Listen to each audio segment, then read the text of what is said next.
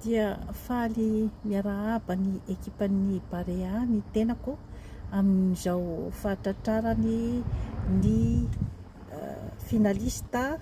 eo amin'ny Coupe d'Afrique 2025 izao, manandratra avo dia avo ny voninahitry Madagasikara izany toerana azonareo eo amin'ny sehatry ny baolina kitra izany. Enganie ka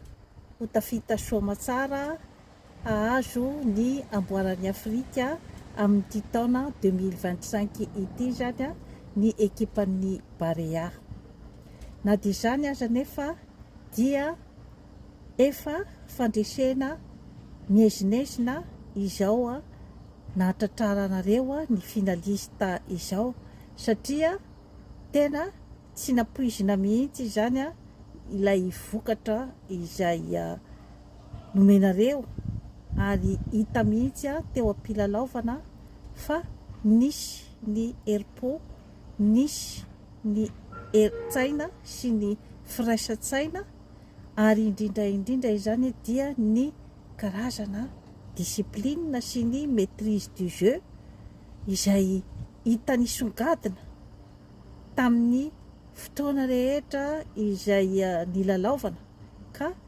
tena manome fanantenana ny vahoaka malagasy ny vokatra toy ireny, satria na dia ao anatin'ny fahasahiranana raha zany ny firenena, na dia ao anatin'ny fahasahiranana ny vahoaka malagasy, dia afaka manome ny tsara indrindra amin'izay zavatra ataony amin'ny alalan'ny fikirizana sy ny finoany fa ho avy amin'ny toerana izay nofinofisiny ny tanora, indrindra moa zany eo amin'ny resaka sehatry ny fanatanjahantena. Ny rariana izany dia ny mba hitohizany zany fikirizana izany, satria maro dia maro ny zavatra izay hita taratra amin'ireny hoe fandresena ireny, satria hita taratra eo koa zany fa ny malagasy dia afaka